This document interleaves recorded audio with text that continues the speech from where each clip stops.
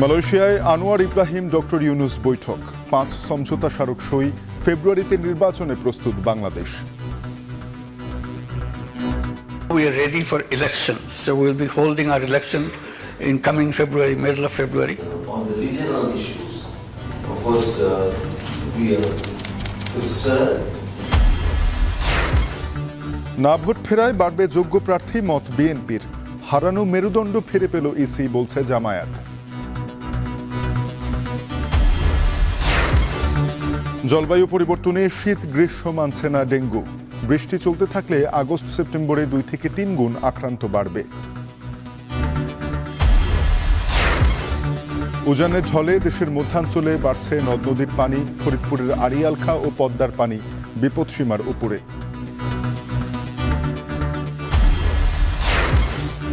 তীব্র তাপপ্রবাহে অতিষ্ঠ ইউরোপিয়ানরা বাড়ছে প্রাণহানি জীবাশ্ম জ্বালানি ব্যবহার কমানোর তাগিদ বিশেষজ্ঞদের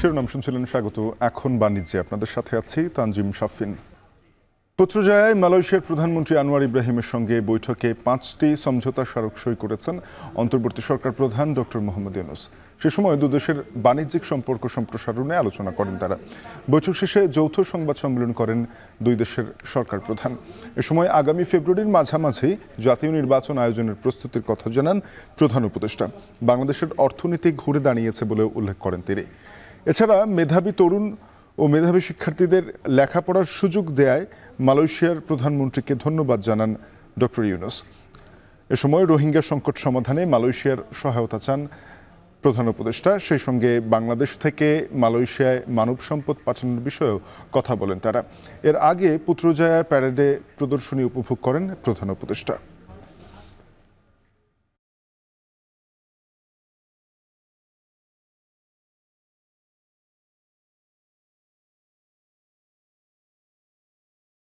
Our resolve in making sure that Bangladesh goes in the right direction. We are very happy. We restored order in the country. We restored the economy. We restored institutions to function within just about a year. So now we are ready for elections. So we will be holding our election in coming February, middle of February, to elect a new government so that we can go to the normal running of the country. So there we need lots of support and we are looking forward to Malaysia's support. Always we bank to them. And you have just mentioned about the Rohingyas. This is a big problem for us. We are seeking help from Malaysia, particularly as the chair of the ASEAN group of countries. So we need all the help we can get. And Malaysia, as a good friend, we are looking for investment from Malaysia, and that's what we've been discussing. We are open for business. Bangladesh has a tremendous opportunity. প্রধান উপদেষ্টার Malaysia সফরের বিস্তারিত জানাতে সেখান থেকে যুক্ত হয়েছেন সহকর্মী শাহরিয়ার তারেক জানাবেন যৌথ ব্রিফিংয়ের বিস্তারিত সেই সঙ্গে যে 5টি সমঝোতা স্মারক সই হয়েছে সেগুলোর বিষয়ে বিস্তারিত জানতে চাই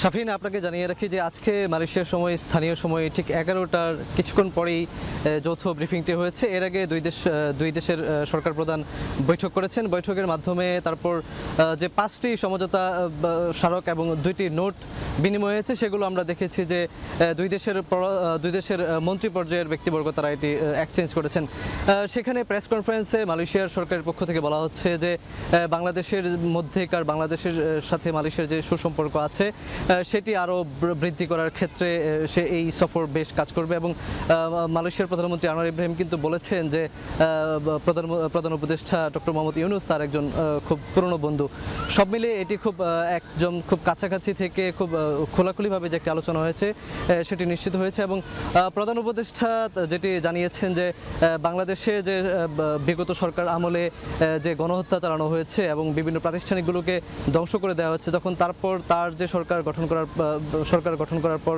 সেগুলোকে পুনরুদ্ধারে তিনি কাজ করছেন এবং ফেব্রুয়ারির মধ্য সময়ে তিনি জাতীয় নির্বাচন অনুষ্ঠিত হবে বলে আসলে জানিয়েছেন। এছাড়া তিনি মালয়েশিয়াকে আমন্ত্রণ জানিয়েছেন যে বাংলাদেশের যে তরুণ শ্রমগোষ্ঠী আছে, তরুণ যে শ্রমিকরা আছে, তাদেরকে যেন মালয়েশিয়াতে খুব বেশি পরিমাণে নিয়োগ দেওয়া হয় এবং এখানে যেহেতু মালয়েশিয়া বাংলাদেশের জন্য একটি গুরুত্বপূর্ণ শ্রমবাজার, এখানে যে বাংলাদেশি শ্রমিকরা বিভিন্ন ক্ষেত্রে কাজ করছেন, এর জন্য আসলে মালয়েশিয়াকে এবং মালয়েশিয়া সরকারকে প্রধান উপদেষ্টা ধন্যবাদ জানিয়েছেন।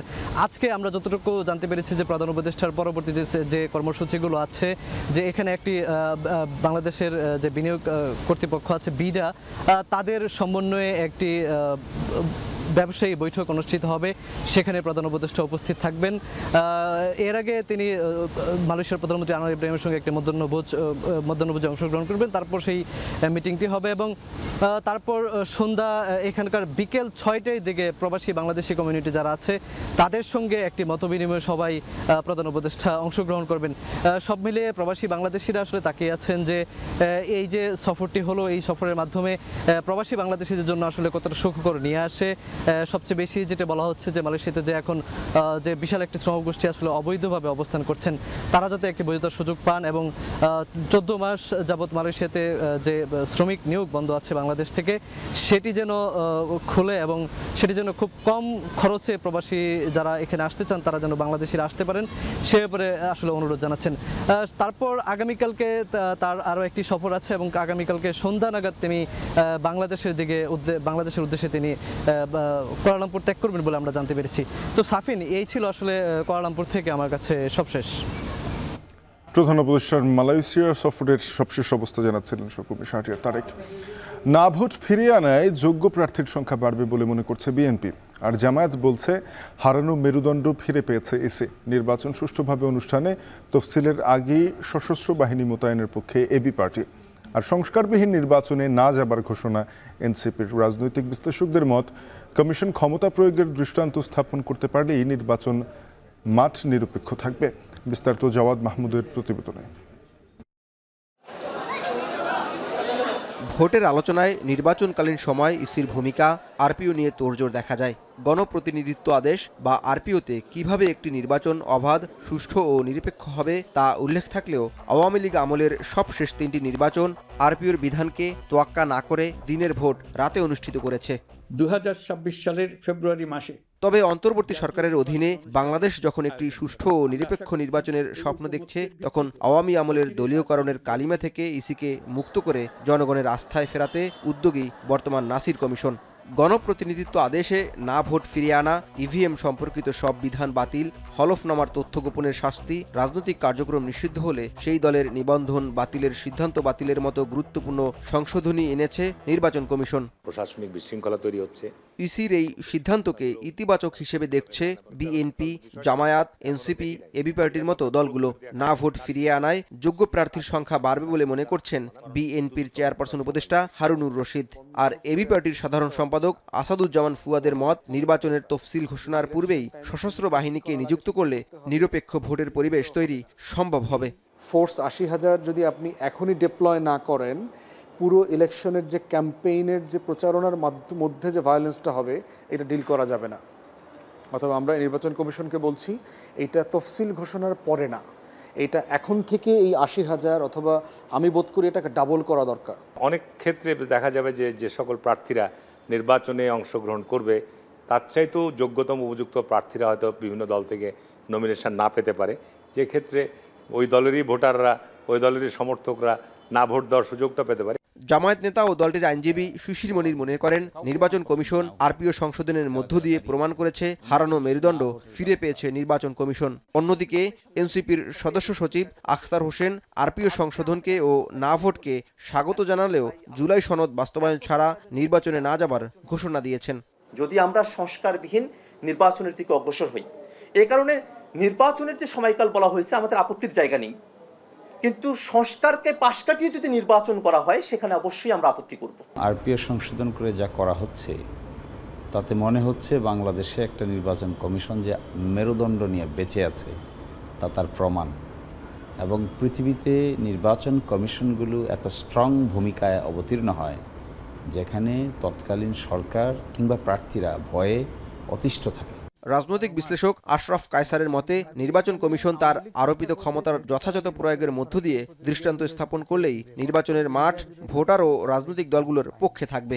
এই ক্ষমতাগুলো তাদেরকে দারুণ প্রতিষ্ঠান হিসেবে সামনে এগিয়ে রাখবে এবং আপনি যদি দুটি তিনটি ঘটনা ঘটাতে পারেন, আপনি চিন্তা করতে পারবেন না বাংলাদেশের রাজনৈতিক ইতিহাসে নির্বাচন কমিশন কত গুরুত্বপূর্ণ প্রতিষ্ঠান হয়ে উঠবে। আমরা মনে করি এই আরপিও সংশোধনী ইতিবাচক।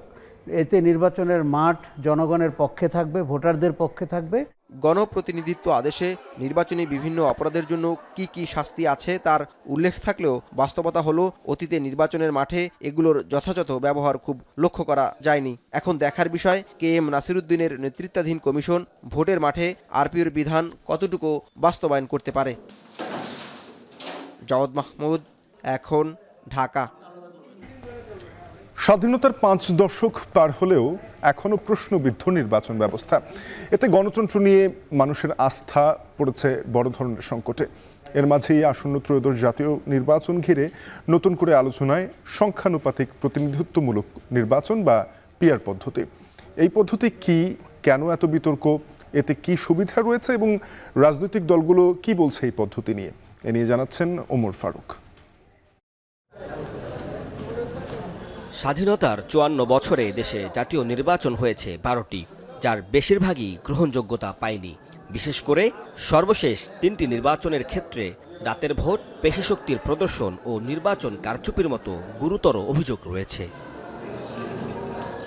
এরই মধ্যে শুরু হয়েছে নির্বাচনের আয়োজনের তোড়জোড়। তবে ভোটের হিসেবের বাইরেও আলোচনা চলছে নির্বাচনী পদ্ধতিগত সংস্কার নিয়ে। আলোচনার কেন্দ্রে আনুপাতিক প্রতিনিধিত্বমূলক নির্বাচন ব্যবস্থা বা পিআর পদ্ধতি। ঐকমত্য কমিশন সিদ্ধান্ত নিয়েছে সংসদের উচ্চকক্ষ নির্বাচন হবে পিআর পদ্ধতিতে। এতে জামাত, এনসিপি সহ অনেক দল একমত হলেও নোট অব ডিসেন্ট দিয়েছে বিএনপি। এ কারণে এখনও সংশয় ঠিক কোন উপায়ে হবে উচ্চকক্ষের আসন বিন্যাস। এনসিপি মনে করছে আগের মতো 30 থেকে 35% ভোট পেয়ে সংখ্যা গরিষ্ঠতার সুযোগ নিয়ে দলীয় স্বার্থে সংবিধান সংশোধন ঠেকানোর পথে কার্যকর উপায় হতে পারে উচ্চকক্ষ। আর ভোটের অনুপাতে হলেই মিলবে প্রকৃত সুফল। সমস্যা যেটা হচ্ছে, তারা ওই 2/3 আসন পেয়ে তারা তখন হচ্ছে নিজেদের পছন্দ মতো সংবিধানটা সংশোধন করে ফেলতে পারে। আওয়ামী লীগ কিন্তু 2008 সালে তারা 48.7% ভোট পেয়ে তারা কিন্তু 2/3 সংখ্যাগরিষ্ঠতা পেয়ে যায় এবং তারাও পরবর্তীতে তাদের নিজেদের মতন করে সংবিধানটা সংশোধন করে ফেলে এবং তত্ত্বাবধায়ক সরকার ব্যবস্থাটাই তারা বাতিল করে দেয়। গণসংহতি ঐক্যের সমন্বয়ক জোনায়েদ সাকি মনে করছেন বিষয়গুলো দলীয় এজেন্ডার বাইরে গিয়ে জনগণের কাছে নিয়ে যেতে হবে। এই দলীয় এজেন্ডা নিয়ে জনগণের কাছে যেতে হবে। জনগণ যদি নির্বাচনে তাদের সমর্থন দেন তাহলে তারা তখন পিআর পদ্ধতির নির্বাচন ব্যবস্থা চালু করতে পারবেন। এর বাইরে তো এটার মীমাংসার কোনো পথ নেই। দেশের বর্তমান প্রেক্ষাপটে রাজনৈতিক ভারসাম্য রাখতে মিশ্র পদ্ধতির কথা বলছে এবি পার্টি। দলটির সাধারণ সম্পাদক ব্যারিস্টার ফুয়াদ বলেন, সংসদের 200 আসনে আগের মতো ভোট এবং 100 আসন হতে পারে পিআর পদ্ধতি।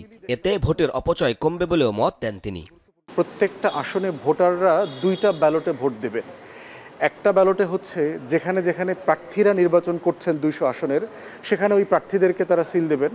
আর একটা হইলো তারা একটা দলকে ভোট দেবেন। ছোট বড় সকল রাজনৈতিক দল তাদের ভোটার এবং জনগণের অংশগ্রহণের একটা সংসদ হওয়া সম্ভব যদি আমরা মিক্স সিস্টেমে যাই। বিগত সময়ে প্রচলিত নির্বাচন পদ্ধতি ব্যর্থ প্রমাণিত হয়েছে বলে মন্তব্য করেন জামাত ইসলামীর নায়েবে আমির আব্দুল্লাহ মোহাম্মদ তাহের। তার মতে উচ্চ ও নিম্ন উভয় কক্ষেই কেবল পিআর পদ্ধতিতে প্রতিটি ভোটের সঠিক মূল্যায়ন সম্ভব। পিআরটা হচ্ছে মোর প্রতিনিধিত্বমূলক এবং বাংলাদেশের নির্বাচনের যে নৈরাজ্য, টাকা দেওয়া, মাস্তানি করা, এটা বন্ধ হবে। পিআর সিস্টেমে যে 49 পাবেন তার ভোট কাউন্ট হবে, যে 51 পাবেন তার ভোট কাউন্ট হবে। সারা দেশের সকল ভোটারই এখানে ব্যালট হচ্ছেন, কনসিডার হচ্ছেন। তবে শুরু থেকেই এই পদ্ধতির বিরোধিতা করছে বিএনপি। পিআর অন্ধকারে ঢিল ছুঁড়ে মারার মতো পদ্ধতি উল্লেখ করে দলটির স্থায়ী কমিটির সদস্য ইকবাল মাহমুদ টুকু বলেন, এতে স্বৈরাচারের ফিরে আসার পথ সুগম হবে।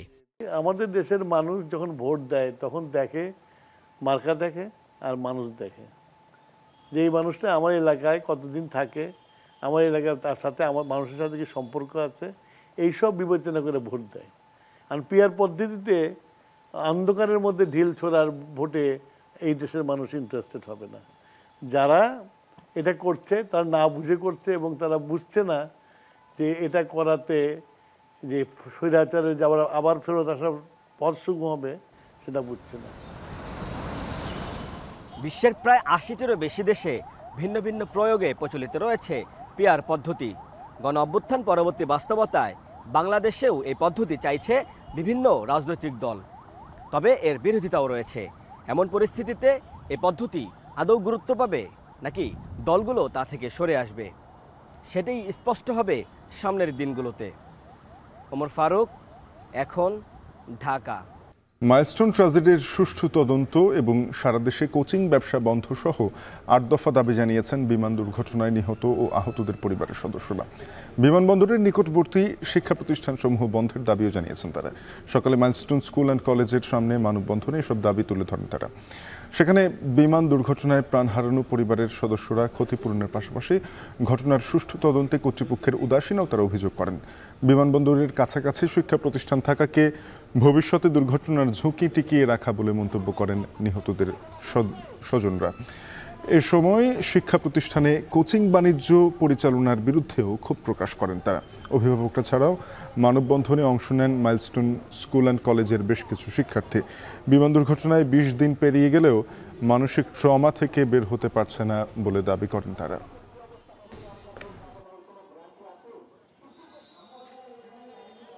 এই ভাঙা বিমানগুলো নিয়ে যাচ্ছিল, তখন ভাইয়ারা ভিডিও করতেছিল, অনেক লাশ পাওয়া গেছে, তো ওইগুলো ভিডিও করতেছিল। ভিডিও করার কারণে ওদেরকে মারা হয়েছে। শিক্ষার নামে ব্যবসা করা হয়, কোচিং ব্যবসা। এই কোচিং ব্যবসাটা বন্ধ করা হোক, একটা সুস্থ তদন্ত করা হোক। আমার একটা বাচ্চা থাকলেও তো আমি বাঁচতে পারতাম, কিন্তু এই সম্পূর্ণ ঘটনার জন্য স্কুল কর্তৃপক্ষ দায়ী। কারণ আমার বাচ্চাকে না আটকাইলে তো আমার 2টা বাচ্চাই যেত না। আমার বাচ্চা তো কোচিং করে না, কেন তারা আটকায় রাখলো স্কুলের পরে? আমি চাই না আমার আইমানের মতো আরো ঝরে পড়ুক এই ফুলগুলা, অকালে ঝরে যাক, পুরে কয়লা হয়ে যাক। আমি চাই না আমার আইমানের মতো আরো আইমান এখানে পুরে বিধ্বস্ত হোক। আমি চাই না। আমরা এই সরকারের কাছে আমরা বিচার চাই, এই স্কুল বন্ধের দাবি চাই। এখানে যত মা দাঁড়ায় আছে তাদের মনের শান্তি চাই, যত বাচ্চা মারা গেছে তাদের আত্মার শান্তি চাই আমরা। পর্যটন রক্ষায় সিলেটে পাথর উত্তোলন বন্ধে প্রশাসনিক কার্যক্রম কেমন সে বিষয়ে জানাতে সিলেটের ভোলাগঞ্জের সাদা পাথর এলাকা থেকে যুক্ত হচ্ছেন গুলজার আহমেদ। গুলজার, আপনার প্রতিবেদনের পরই যারা সারা দেশের মানুষ ভ্রমণ পিপাসু রয়েছেন কিংবা প্রকৃতিপ্রেমী রয়েছেন তারা একটি উদ্বেগ প্রকাশ করেছেন সিলেটে এভাবে সাদা পাথরের হোলি রুট দেখে। তো প্রশাসনেরও টনক নড়েছে বলা যায়, তারাও আইন শৃঙ্খলা বাহিনী সদস্যদের মোতায়েন করা হয়েছে জানতে পেরেছি এখনো পর্যন্ত আমরা। এখন কি পরিস্থিতি ভোলাগঞ্জের জানাবেন সবশেষ। দেখুন, আমরা আসলে গতকাল বা পরশু যে প্রতিবেদনে যে তথ্যগুলো দিয়েছিলাম বা যে ছবিগুলো দেখিয়েছিলাম তার ব্যতিক্রম বা পুরো উল্টো চিত্র হচ্ছে এখন ভোলাগঞ্জের যে সাদা পাথর এলাকার। এখানে আসলে একমাত্র পর্যটক এবং যারা আসলে নৌ শ্রমিক আছেন, অর্থাৎ এই পর্যটনবাহী যে নৌকাগুলো প্রশাসনের তত্ত্বাবধানে চলে, সেই নৌকাগুলো ছাড়া আসলে এখন আর কিছুই নেই। আমরা এখানে আসছি, এখানে প্রায় 1 কিলোমিটার জায়গা জুড়ে যে পাথরের বিছানো স্তর ছিল সেটি আসলে অনেকটা কমে গেছে। আমরা দেখতে পাচ্ছি একদম সীমান্ত এরিয়া যেটি আছে, অর্থাৎ বিজিবি ক্যাম্পের যে ভিওপি আছে সেই ভিওপির 150 ফুট পর্যন্ত 150 গজ পর্যন্ত যে পাথরটুকু আছে সেটি আছে, আর বাকি যেগুলো আছে ইতিমধ্যে আসলে লুটপাট হয়েছে। আমরা যদি একটু বাস্তবিক অর্থে যদি আমরা দেখাই, আমি যে জায়গাটিতে আছি এখানে সম্ভবত আপনারা ক্যামেরায় দেখতে পাচ্ছেন যে বিষয়টা, এখানে পুরোপুরি এটার উপরেও কিন্তু পাথর ছিল।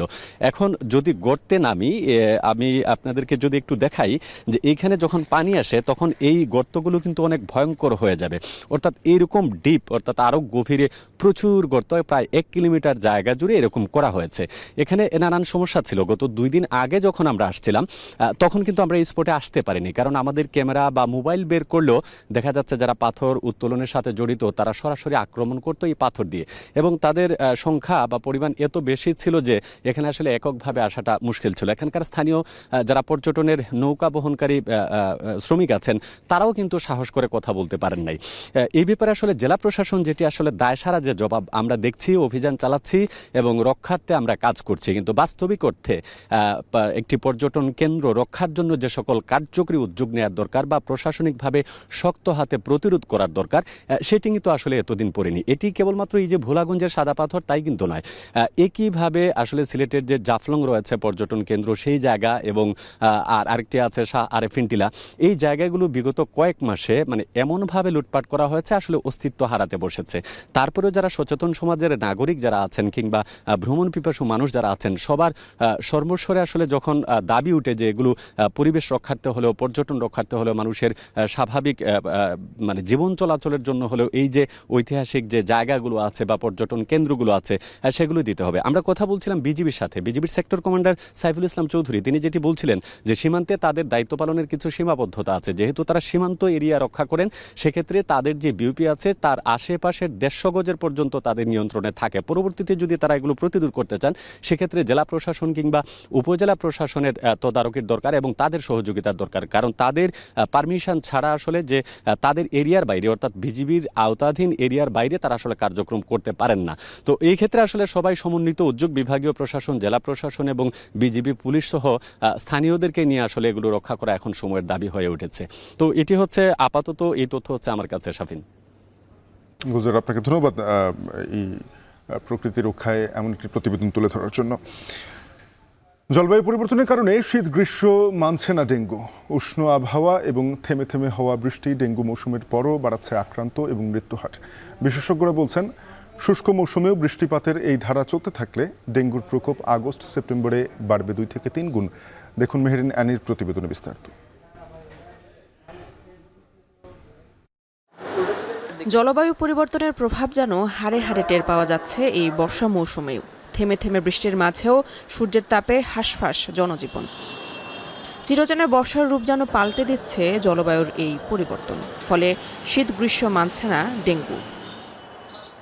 আবহাওয়া অফিস বলছে ব্রেক মনসুনের প্রভাবে দেশ জুড়ে থেমে থেমে বৃষ্টি চলমান থাকলেও দিনের তাপমাত্রা বৃদ্ধি পেতে পারে।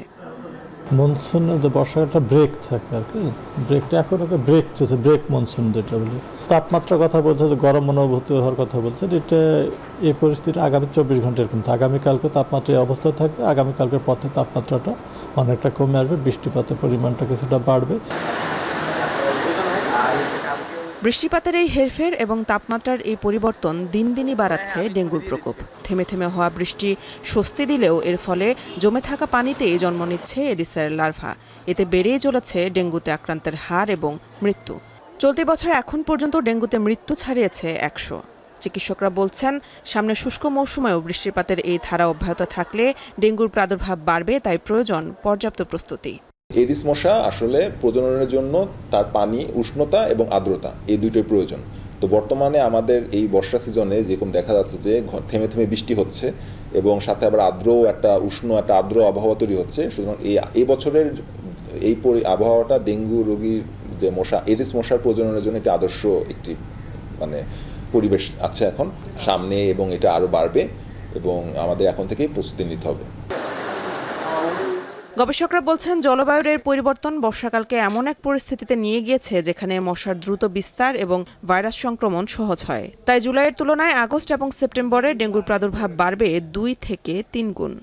বাংলাদেশের প্রায় প্রতিটি জেলাতেই এই মাসে বিশেষ করে আগস্ট এবং সেপ্টেম্বরে ডেঙ্গু জুলাইয়ের তুলনায় 2 গুণ বা 3 গুণ হওয়ার একটি ঝুঁকি আছে। বৃষ্টি থেমে যাওয়ার সঙ্গে সঙ্গে এই রোগটি আরও বাড়বে, কারণ এডিস মশার প্রজনন জমা পানিতে বৃদ্ধি পাবে। ডেঙ্গু বিস্তার রোধে মশক নিয়ন্ত্রণের পাশাপাশি স্থানীয় সরকারের কার্যকরী পদক্ষেপ জরুরি বলে মনে করছেন বিশেষজ্ঞরা। মেহেরিন অ্যানি, এখন, ঢাকা।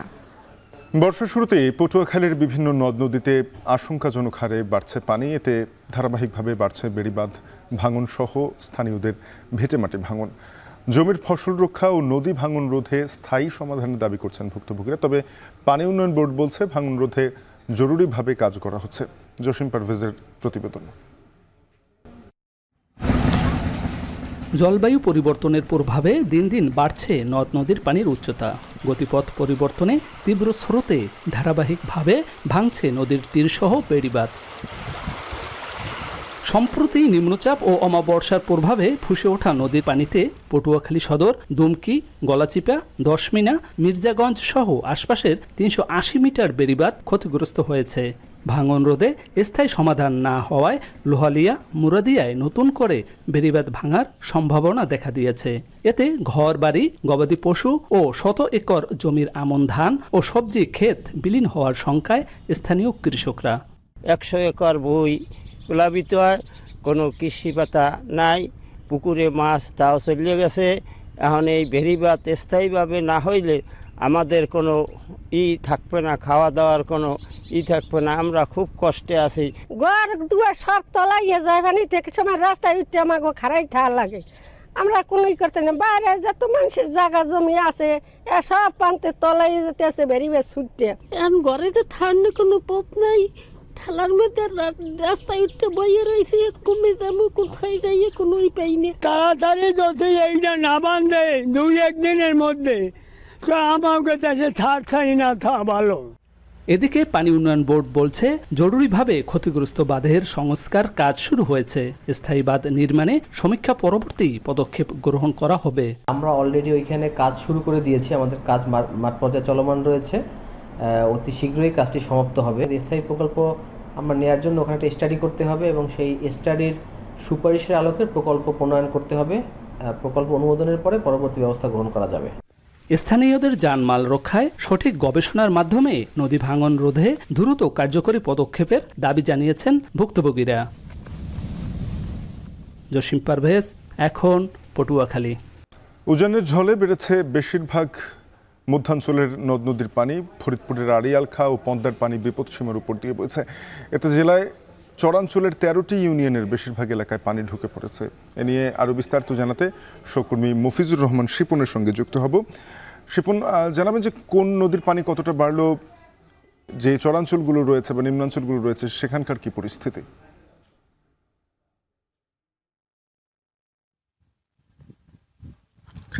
আপনি জানেন যে গত মূলত ২ সপ্তাহ ধরে পানিটা বৃদ্ধি হার শুরু হয়েছে এবং উজান থেকে নেমে আসা পানিতেই ফরিদপুর অঞ্চলের যে পদ্মা, মধুমতি, আড়িয়ালখা এবং কুমারের পানি কিন্তু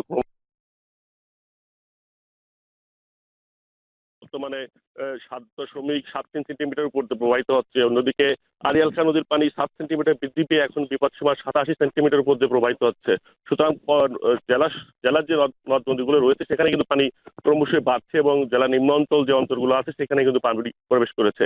আমি কথা বলেছিলাম পানি উন্নয়ন বোর্ডের নির্বাহী প্রকৌশলী রাকিবুল হোসেনের সঙ্গে। তিনি বলেছেন যে পদ্মার নদী বেষ্টিত যে ১৩টি ইউনিয়ন রয়েছে, অর্থাৎ সদর, চরভদ্রাসন এবং সদরপুর উপজেলার যে 13টি ইউনিয়ন রয়েছে সেই ইউনিয়ন চরাঞ্চলের যে নিম্ন অঞ্চল সেখানে কিন্তু পানি প্রবেশ করেছে এবং এইভাবে যদি আরো 2 থেকে 3 দিন পানি বাড়তে থাকে সেক্ষেত্রে কিন্তু ওই অঞ্চলে মানুষের দুর্ভোগ অর্থাৎ বন্যার পানি কিন্তু বাড়বে এবং মানুষের কিন্তু চলাফেরার জীবন মানের কিন্তু বিঘ্নিত হবে এমনটি তিনি জানিয়েছেন।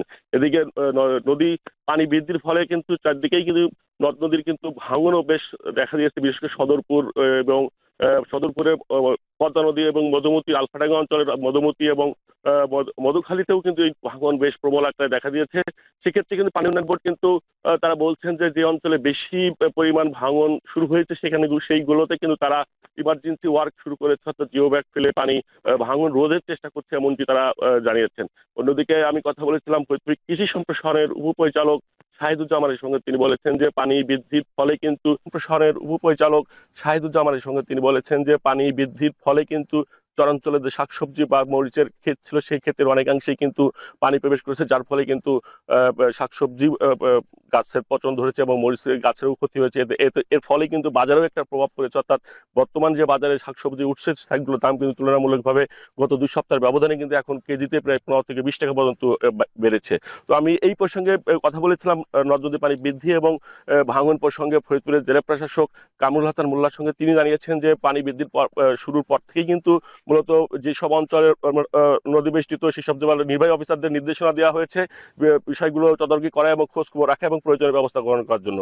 তো এ ছিল ফরিদপুরের সর্বশেষ খবর পানি বৃদ্ধির। সাপিন। চট্টগ্রামের খাতুনগঞ্জে পাইকারি বাজারে অস্বাভাবিকভাবে বেড়েছে পেঁয়াজের দাম। সপ্তাহ ব্যবধানে কেজিতে 20 টাকা পর্যন্ত বেড়ে বিক্রি হচ্ছে 75 থেকে 85 টাকা কেজিতে। এ বিষয়ে বিস্তারিত জানাতে খাতুনগঞ্জ থেকে যুক্ত হয়েছেন কাজী মাহফুজ। মাহফুজ, হঠাৎ পেঁয়াজের দাম এত বাড়ার কারণ কি বলছেন বিক্রেতারা, জানাবেন। শাফিন, 2 সপ্তাহের ব্যবধানে চট্টগ্রামের ভোগ্যপণ্যের বৃহত্তম পাইকারি বাজারে এই খাতুনগঞ্জে পেঁয়াজের দাম 2 ধাপে বেড়েছে। আমরা দেখেছি প্রথম ধাপে 10 থেকে 12 টাকা পর্যন্ত বেড়েছিল কেজিতে, আর গত 1 সপ্তাহের ব্যবধানে দেখতে পাচ্ছি চট্টগ্রামের এই বাজারে কেজিতে 20 টাকা পর্যন্ত পেঁয়াজের দাম বেড়েছে। এখানে যারা ব্যবসায়ী আছেন এবং ব্যাপারী আছেন তাদের অনেকের সাথে আমরা কথা বলেছি। তারা বলছেন মতো বাজারে পেঁয়াজের সংকট দেখা দিয়েছে, সরবরাহ সংকট থাকার কারণেই দাম বেড়েছে। অন্যান্য সময়ে এই বাজারে প্রতিদিন 20 থেকে 25 ট্রাক পেঁয়াজের গাড়ি প্রবেশ করতো, সেই জায়গাতে গত কিছুদিন ধরে গড়ে 10 থেকে 12 ট্রাক পেঁয়াজ গাড়ি প্রবেশ করছে, অর্থাৎ অর্ধেকে নেমে এসেছে সরবরাহ। এখানে তারা এই ক্ষেত্রে 2টি বিষয়কে দুষছেন। প্রথম যে বিষয়টি তারা বলছেন যে কৃষক পর্যায়ে আসলে পেঁয়াজ ধরে রাখা হচ্ছে, অর্থাৎ যারা পেঁয়াজ উৎপাদন করছেন তারা পেঁয়াজ ধরে রাখছেন, যেহেতু আগামী 3-4 মাস 5 মাস পরে নতুন পেঁয়াজ আসবে, সেই জায়গাতে পেঁয়াজের একটা সংকট তৈরি করা হচ্ছে, ফলে দাম খানিকটা বেড়ে যাচ্ছে এবং সামনে আরও বাড়তে পারে যদি সরবরাহ স্বাভাবিক না থাকে। আর আরেকটি বিষয় তারা আমাদেরকে জানিয়েছেন, সেটি হচ্ছে রাখি ব্যাপারী, অর্থাৎ যারা কৃষকদের কাছ থেকে পেঁয়াজ সংগ্রহ করে, এই রাখি ব্যাপারীরা গত 1.5 মাস ধরে পেঁয়াজ সংগ্রহ করে নিজেদের নিয়ন্ত্রণে রেখে দিচ্ছেন এবং বাজারে যে পরিমাণ চাহিদা রয়েছে সেই চাহিদা অনুযায়ী পেঁয়াজ সরবরাহ না করার কারণে মূলত দাম বেড়ে যাচ্ছে। পাশাপাশি তারা আরেকটি বিষয় আমাদেরকে জানিয়েছে, সেটি হলো পরিবহনের খরচ খানিকটা বেড়েছে। তো এই 3টি বিষয়কে মোটা দাগেই পেঁয়াজের দাম বাড়ার কারণ হিসেবেই এখানে যারা ব্যবসায়ী আছেন এবং ব্যাপারী আছেন তারা আমাদেরকে জানিয়েছেন। এমন অবস্থায় যদি সরবরাহ চেইন স্বাভাবিক রাখা না যায় তাহলে সামনে আরও পেঁয়াজের দাম বাড়তে পারে, সেটি শতকের ঘর ছাড়িয়ে যেতে পারে এমন আশঙ্কাও তারা করছেন। তো সেই ক্ষেত্রে দেশি পেঁয়াজের পাশাপাশি যেহেতু এখন দেশি পেঁয়াজের মজুদ অনেকটা শেষ পর্যায়ে, আগামী 5 মাস পরেই নতুন পেঁয়াজ আসবে, এই সময়টাতে হয়তো পেঁয়াজ আমদানি করতে হতে পারে। যদি আমদানি করা না হয় সেক্ষেত্রে হয়তো পেঁয়াজের দাম আরও বেড়ে যাবে, এমনটি বলছেন এখানকার যারা ব্যবসায়ী এবং ব্যাপারী আছেন তারা। তো আমার কাছে ছিল চট্টগ্রামের খাতুনগঞ্জ থেকে পেঁয়াজের বাজারের সবশেষ তথ্য। কাজী মাহফুজ যুক্ত হয়েছিলেন চট্টগ্রামের খাতুনগঞ্জ থেকে, জানাচ্ছিলেন পেঁয়াজের বাজার নিয়ে। বরিশাল বিভাগের উন্নয়ন, কুয়াকাটা পর্যন্ত 6 লেন সড়ক সহ বিভিন্ন দাবিতে বিক্ষোভ করছেন স্থানীয়রা।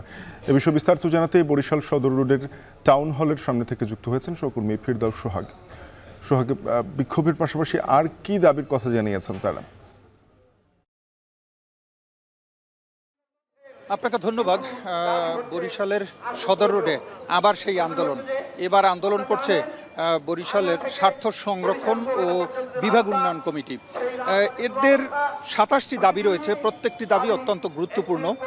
ভাঙা থেকে বরিশাল কুয়াকাটা 6 লেনের যে মহাসড়ক রয়েছে সেটিকে নির্মাণ করার দাবি রয়েছে, বরিশাল সিটির বাইপাস সহ ভাঙা কুয়াকাটা 6 লেনের মহাসড়ক নির্মাণ, Dhaka Barishal dual gauge rail line নির্মাণ, বরিশাল ভোলা সেতু নির্মাণ, ভোলা শাহবাজপুরের যে গ্যাস রয়েছে এটি বরিশাল বিভাগে সর্বত্র সরবরাহ করা, বরিশাল বিভাগে একটি আধুনিক স্পেশালাইজড হাসপাতাল নির্মাণ করা, বরিশাল বিভাগে একটি ইপিজেড নির্মাণ করা, বরিশাল পোর্ট রোডস্থ মৎস্য প্রক্রিয়াজাতকরণ জোন সংস্কার ও উন্নয়ন, পাথরঘাটা মৎস্য প্রক্রিয়াজাতকরণ সংস্কার উন্নয়ন, বরিশাল বিমানবন্দরকে আন্তর্জাতিক বিমানবন্দরে রূপান্তর, বরিশালের যে কুয়াকাটা সমুদ্র সৈকত রয়েছে সেখানে আন্তর্জাতিক মানের পর্যটন কেন্দ্র স্থাপন, বরিশাল বিভাগে মেডিকেল বিশ্ববিদ্যালয় স্থাপন, বরিশাল বিভাগে কর্মজীবী মহিলা হোস্টেল স্থাপন, বরিশাল বিভাগে প্রকৌশল বিশ্ববিদ্যালয় স্থাপন, বরিশাল বিভাগে টেক্সটাইল বিশ্ববিদ্যালয় স্থাপন, বরিশাল বিভাগীয় শহরে আন্তর্জাতিক মানের স্টেডিয়াম নির্মাণ, বরিশালের খালসমূহ পুনরুদ্ধার, খনন ও সংস্কার এবং দখলমুক্ত করা, বরিশালের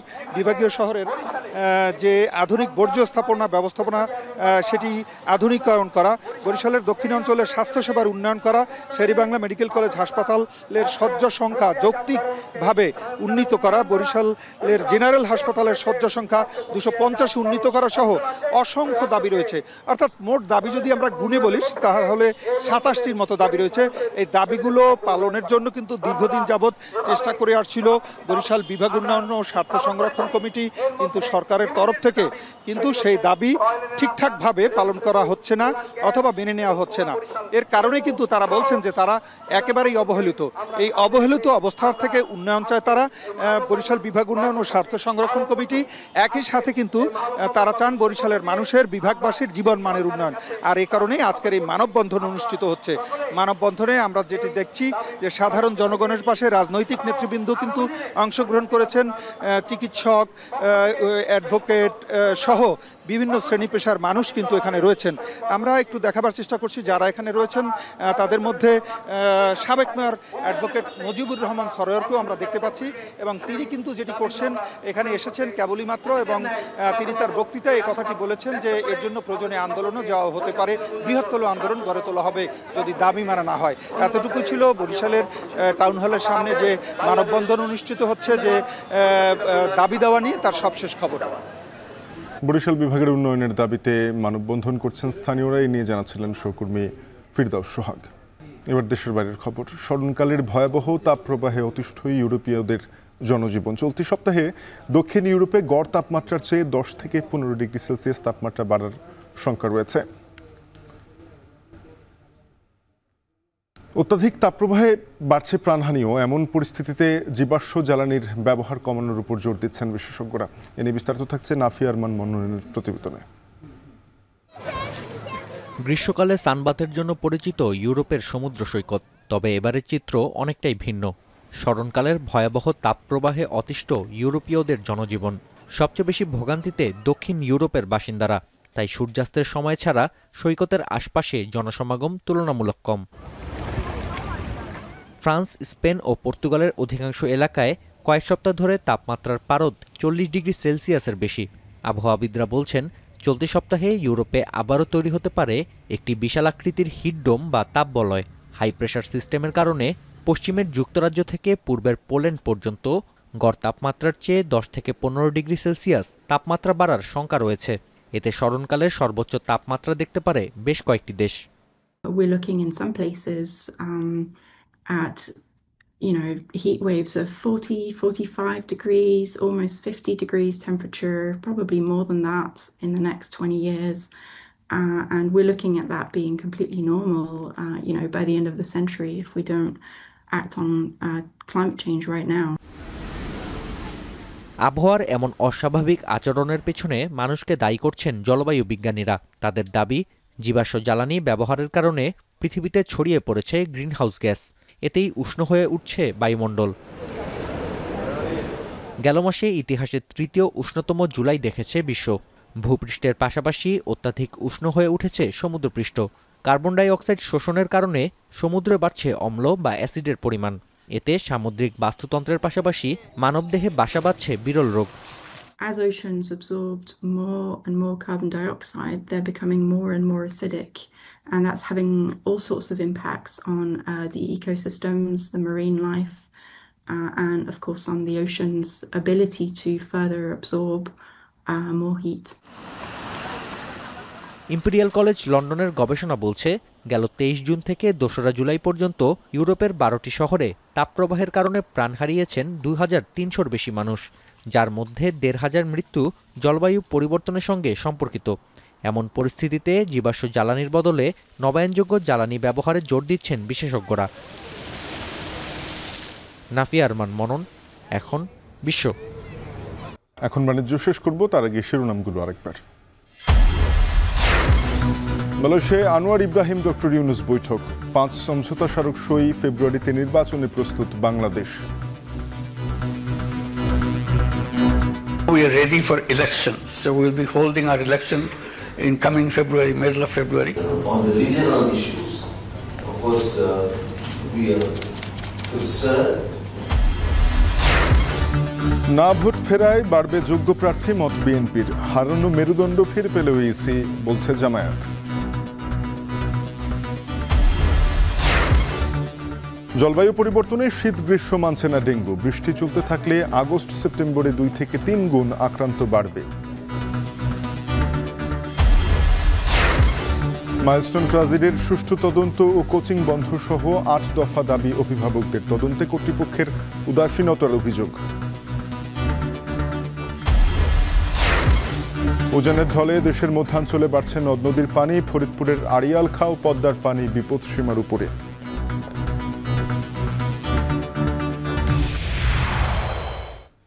এই ছিল এখন বাণিজ্য। এখন টেলিভিশনের ওয়েবসাইট দেখতে ভিজিট করুন www.এখন.tv। যুক্ত থাকুন ফেসবুকে facebook.com/tv.এখন এবং ইউটিউবে দেখতে চোখ রাখুন youtube.com/c/echontv।